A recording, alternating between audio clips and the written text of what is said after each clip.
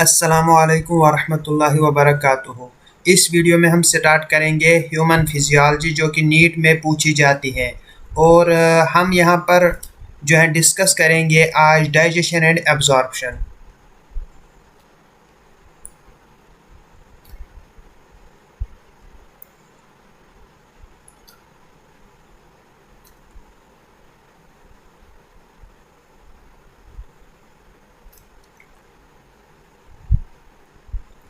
जो हम फूड खाते हैं उसको वो कॉम्प्लेक्स फॉर्म में होता है, उसको डाइजेशन की मदद से हमारा जो है हमारी बॉडी जो है डाइजेशन की मदद से उसको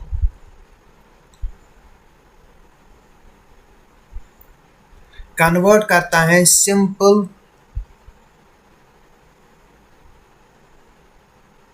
एब्जॉर्बेबल फॉर्म्स में। जो डाइजेशन होती है वो होती है दो तरह की प्रोसेस से, एक होती है बायोकेमिकल और दूसरी मैकेनिकल। इन दो प्रोसेसेस की वजह से हमारी जो है डाइजेशन होती है। जो हम फूड खाते हैं उसमें जो मेनली कंपोनेंट्स पाए जाते हैं वो हैं carbohydrates, proteins, fats, vitamins and minerals. हमारे पास जो कार्बोहाइड्रेट्स होते हैं, हमारी बॉडी जो है हमारा डाइजेस्टिव सिस्टम जो है कार्बोहाइड्रेट्स को कन्वर्ट करता है ग्लूकोज में। और जो ग्लूकोज होता है, ग्लूकोज को फिर होती है ग्लाइकोलिसिस, उसके बाद क्रेबस साइकिल, उसके बाद होता है इलेक्ट्रॉन ट्रांसपोर्ट चेन की मदद से निकलता है हमें एटीपी। जो हमारे पास प्रोटीन्स हैं इनको अमीनो एसिड्स में कन्वर्ट किया जाता है और वहाँ पर फिर अमीनो एसिड मेटाबॉलिज्म होता है।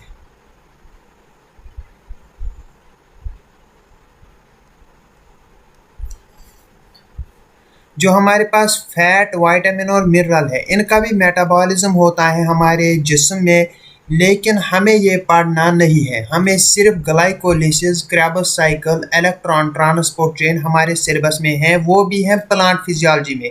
लेकिन अगर आप चाहेंगे या अगर मुझे लगा तो मैं दूसरा जो वीडियो है उसमें ग्लूकोज से ग्लाइकोलिसिस, क्रेबस साइकिल भी पढ़ाऊँगा, क्योंकि आपको अगर प्लांट फिजियोलॉजी में नहीं आता होगा तो आपको यहाँ पर बहुत ही अच्छी तरीके से पढ़ाया जाएगा। आप वो वीडियोस भी देख सकते हैं। जो हम मेन पढ़ेंगे यहाँ पर, हम आज पढ़ेंगे इस वीडियो में हम पढ़ेंगे डाइजेस्टिव सिस्टम।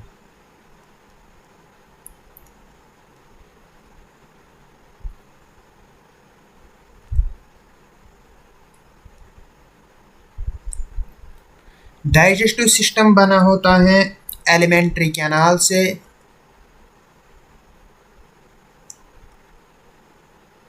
और जो उसके साथ एसोसिएटेड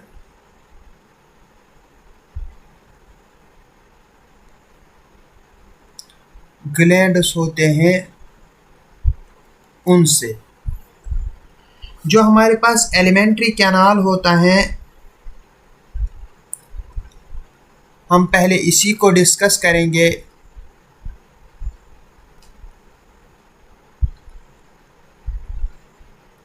एलिमेंट्री कैनाल, इसमें हमारे पास, हम इसको और एक नाम भी देते हैं जीआईटी, गैस्ट्रो इंटेस्टाइनल ट्रैक्ट। हम इसे जीआईटी भी कहते हैं। तो इसके पार्ट्स क्या होते हैं हम पहले वही देखते हैं। उसमें पहला ही आता है हमारे पास माउथ, जहाँ से स्टार्ट होता है। फिर उसके बाद आता है बकल कैविटी, उसके बाद आता है फेरिनिक्स, उसके बाद आता है चौथे नंबर पर ईसोफेगस। उसके बाद आता है स्टमक। उसके बाद आता है मेरे पास स्मॉल इंटेस्टाइन।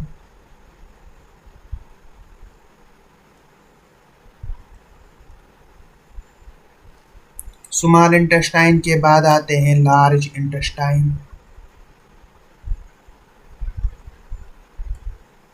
फिर हमारे पास आता है रेक्टम, और यही हमारे पार्ट्स होते हैं। और लास्ट में आता है हमारे पास एनस, जो कि डाइजेस्टिव सिस्टम का लास्ट पार्ट होता है। माउथ से स्टार्ट होता है एनस तक, यही हमारे पास एलिमेंट्री कैनाल कहता है। और जो माउथ है, पहले हम माउथ पढ़ेंगे, हम धीरे धीरे इन सारे टॉपिक्स को पढ़ेंगे इसी वीडियो में। पहले हम माउथ को कवर करते हैं।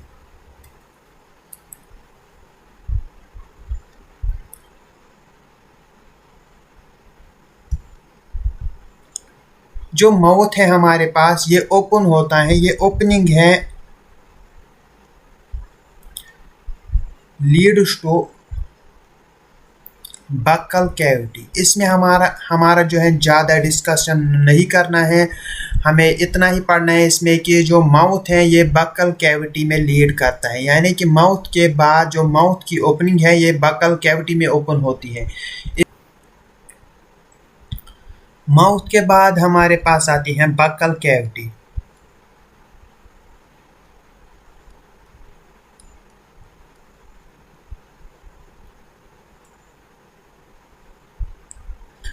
बक्कल कैविटी में जो इम्पॉर्टेंट चीज़ें हैं वो हैं टीथ, और हमारे पास है टंग। पहला हम टीथ पढ़ेंगे। टीथ में हमें क्या पढ़ना है? हमें पढ़ना है कि हमारे जो टीथ हैं ये कितने होते हैं, हमारे टीथ कितने होते हैं और क्या प्रॉपर्टीज़ होती हैं इनकी, जो कि मेन प्रॉपर्टीज़ हैं और जो कि इम्पॉर्टेंट है। हमारे पास बहुत ही इम्पॉर्टेंट प्रॉपर्टी है पहली हमारे दांतों की, वो है थीको डॉट होते हैं हमारे दांत। इसका मतलब क्या है? थीको से आप याद रखेंगे कि जो हमारे दांत है ये होते हैं एम्बेडेड इन ए सॉकेट। ये सॉकेट किसका होता है? ये सॉकेट होता है जाबून का।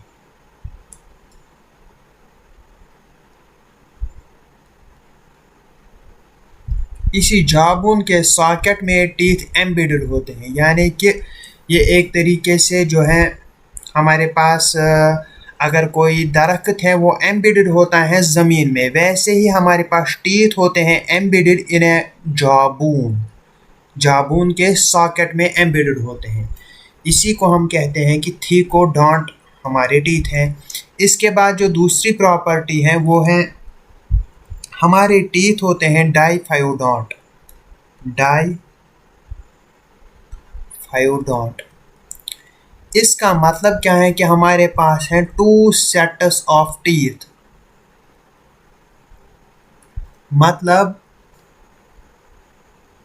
हमारे पास मिल्क टीथ होते हैं और होते हैं परमानेंट टीथ।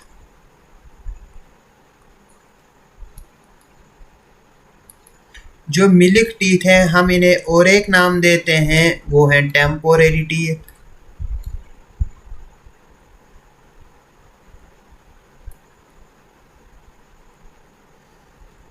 और परमानेंट टीथ जो है ये हमें फिर पहले हमारे पास मिल्क टीथ होते हैं और ये रिप्लेस होते हैं परमानेंट टीथ से।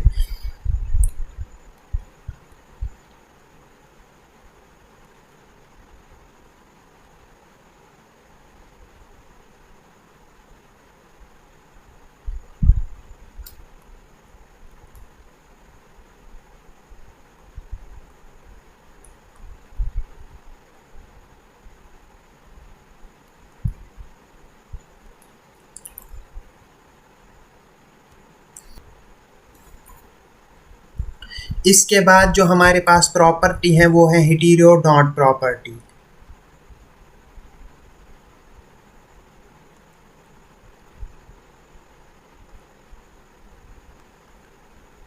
जो हमारे टीथ हैं ये 4 किस्म के होते हैं। हमारे पास 4 डिफरेंट टाइप्स ऑफ टीथ होते हैं, जिस प्रॉपर्टी को हम कहते हैं हेटेरोडोंट।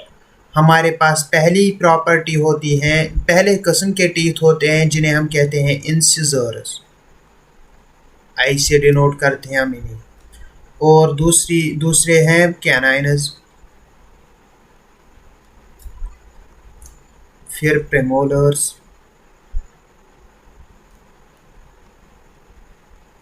और मोलर्स। जो हमारे पास कैनाइनस है, ये अगर हमारे पास ये एक जा है तो हम एक हाफ में पहले देखेंगे। अगर ये हमारे पास पूरा एक जा है तो हम हाफ जा में देखेंगे। 2 कैनाइनस होते हैं, 2 इंसिजर्स होते हैं, एक कैनाइन होता है और 2 प्रेमोलर्स होते हैं और 3 मोलर्स होते हैं। ये आप याद रखेंगे। हम सिर्फ किसकी बात करते हैं, एक हाफ जा की।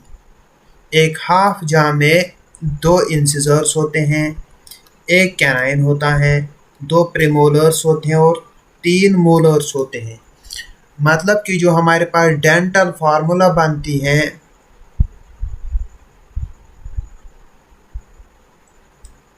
वो बनती है 2123 डिवाइडेड बाई 2123 मल्टीप्लाइड बाई 2, और ये हमारे पास टोटल दांत मिलते हैं 32, जो एक एडल्ट में पाए जाते हैं। किसमें? एडल्ट में।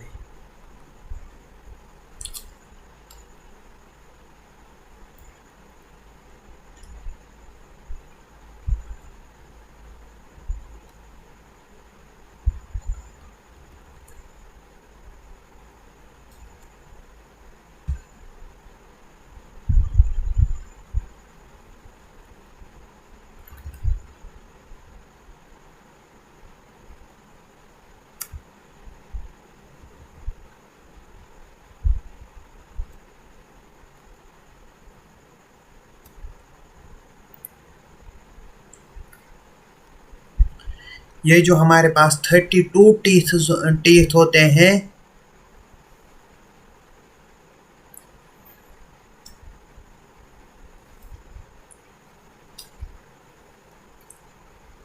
हमारे पास जो टीथ होते हैं इनकी जो है ऊपर कवरिंग होती है जिसे हम कहते हैं इनेमल। इनेमल एक हार्ड कवरिंग होती है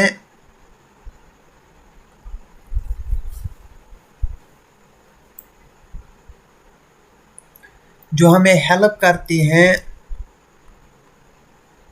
मास्टिकेशन ऑफ फूड।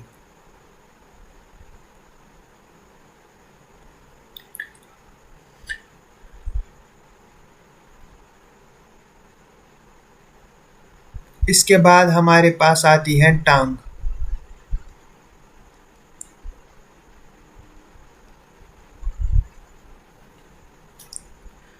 टंग जो है ये एंटीरियरली फ्री होती है, ये अटैच्ड होती है to base of buccal cavity by means of frenulum। FRENULUM frenulum। जो हमारे पास टंग होती है,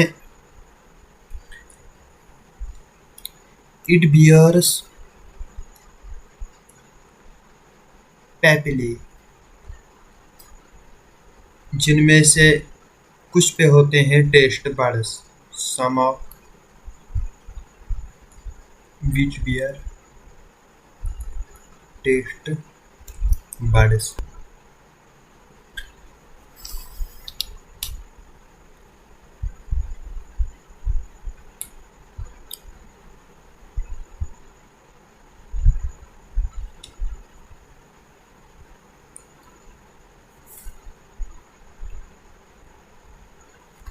इसके बाद जो हमारे पास बकल कैविटी है वो कंप्लीट हुई और हम पढ़ेंगे फेरिनिकस। जो फेरिनिकस होता है इसमें इम्पॉर्टेंट पॉइंट जो एनसीईआरटी पर दिया गया है वो ये है कि फेरिनिकस होती है कॉमन पैसेज फॉर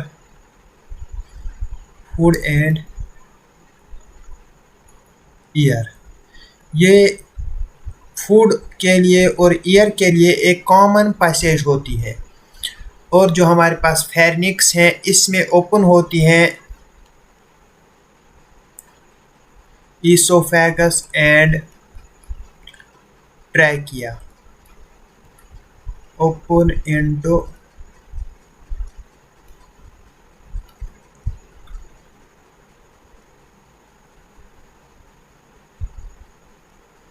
फेरिंक्स। इसके बाद हमारे पास आते हैं oesophagus.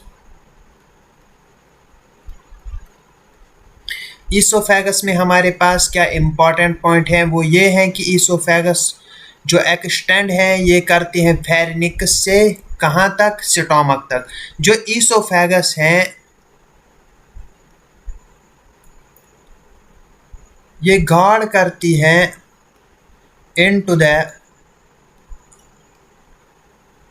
stomach by means of a sphincter called gastroesophageal sphincter. Gastroesophageal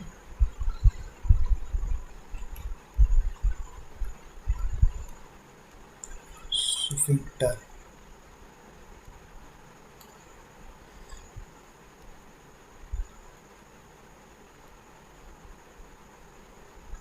जो हमारे पास ये ईसोफेगस है ये यहाँ पर जो है स्टोमक शुरू होता है,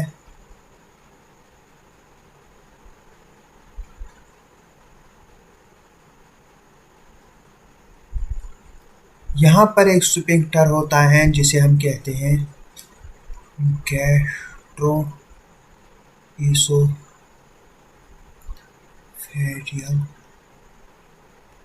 स्फिंक्टर। ईसोफेगस के बाद हमारे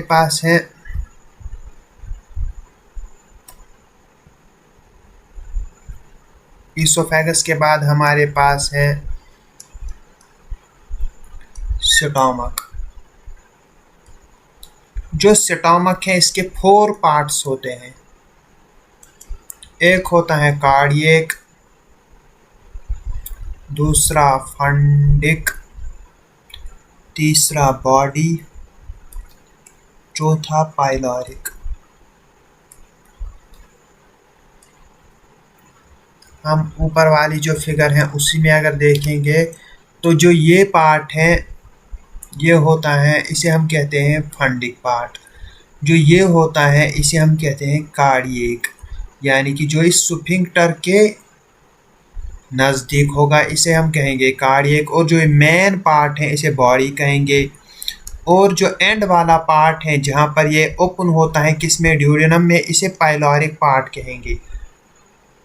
यहाँ पर जो पाइलोरिक पार्ट है ये ड्यूडेनम में यहाँ पर ओपन होता है, तो यहाँ पर एक स्फिंक्टर होता है, उस स्फिंक्टर को भी इसी के नाम पर नाम दिया गया है, वो है उसे कहते हैं pyloric sphincter.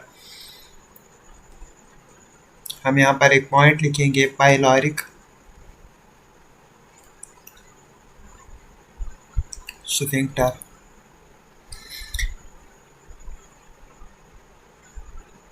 Guards opening of stomach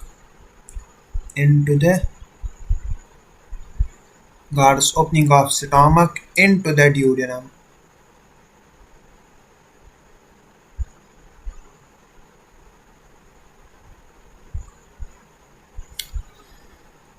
इसके बाद स्टोमक के बाद हमारे पास आता है small intestine.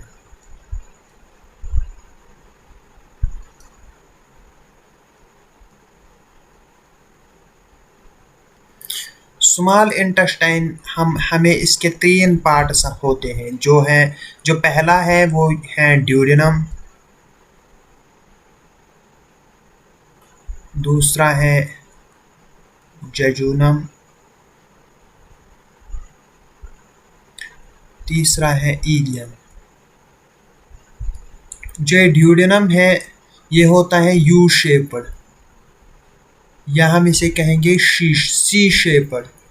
Same to same, चाहे आप यू शेप्ड कहेंगे या सी शेप्ड कहेंगे, इसमें कोई भी परेशानी वाली बात नहीं है। जो जेजुनम होता है ये एक लॉन्ग कोइलड होता है, लॉन्ग कोइलड पोर्शन होता है किसका, स्मॉल इंटेस्टाइन का। और जो इलियम है ये हाईली कोइलड होता है। मैं आपको थोड़ा डायग्राम से दिखाऊंगा। जो हमारे पास यहाँ पर, अगर हमारे पास ईसोफेगस है, फिर यहाँ पर है स्टोमक, फिर यहाँ पर है ड्यूडेनम, उसके बाद है यहाँ पर अगर आप देखेंगे जेजुनम, तो फिर हमारे पास ये हाईली कॉइलड पार्ट आता है जो कि बीच में होता है, और ये यहाँ पर गार्ड करता है किसमें, लार्ज इंटेस्टाइन में। आप देखेंगे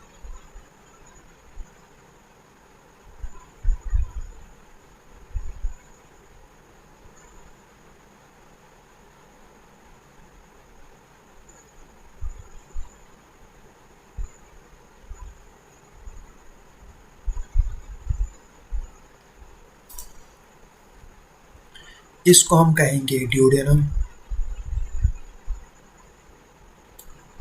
इसको हम कहेंगे जेजुनम, इसको हाईली कॉइलड, जो है लॉन्ग कॉइलड होता है, इसको जेजुनम कहेंगे।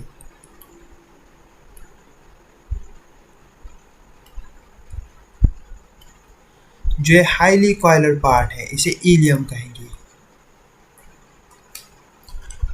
जो इलियम है ये ओपन होता है लार्ज इंटेस्टाइन में। यहाँ पर अगर आपको मालूम होगा, जो लार्ज इंटेस्टाइन है उसमें यहाँ पर पार्ट होता है, इसे कहते हैं हम सीकम, जो हम अभी पढ़ेंगे भी। इसके बाद हमारा टॉपिक ही है लार्ज इंटेस्टाइन। अगर ये मालूम नहीं है कौन सा, ये 6th था, तो हमारे पास 7th है लार्ज इंटेस्टाइन।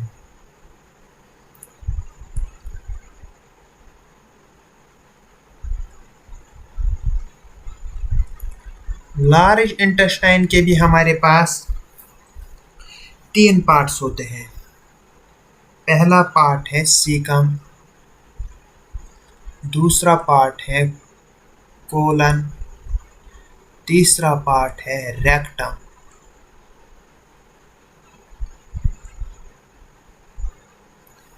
जो सीकम होता है वो यही है, इसमें ये बियर करता है यहाँ पर ये स्ट्रक्चर जिसे हम वर्मिफॉर्म अपेंडिक्स कहेंगे।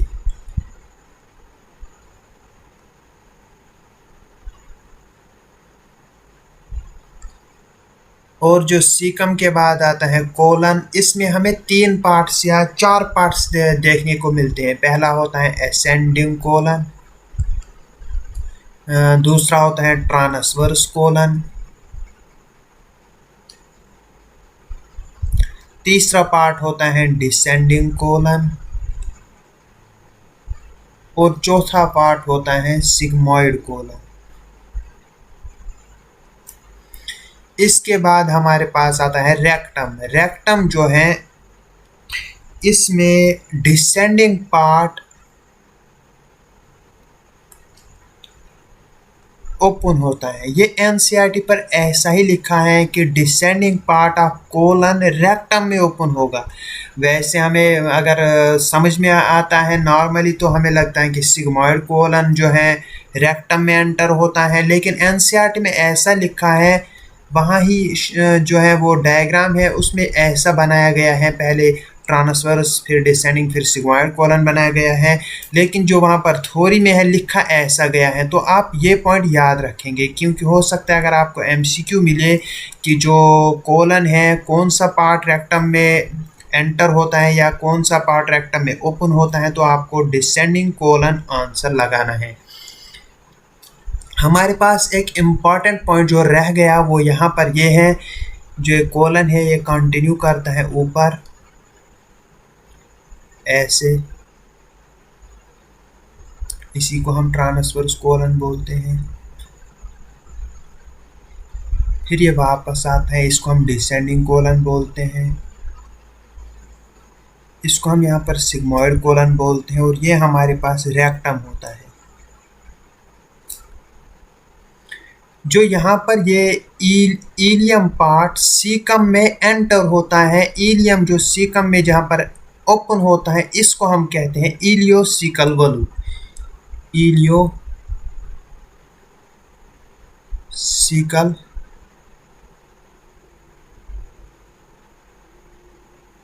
वलू।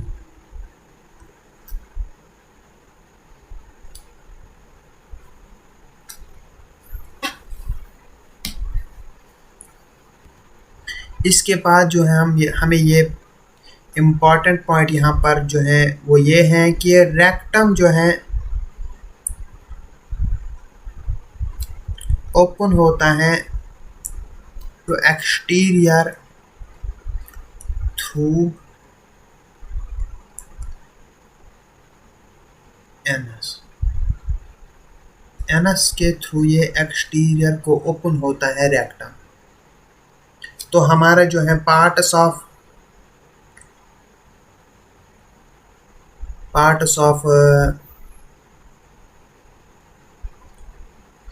एलिमेंट्री कैनाल ये कंप्लीट हुआ।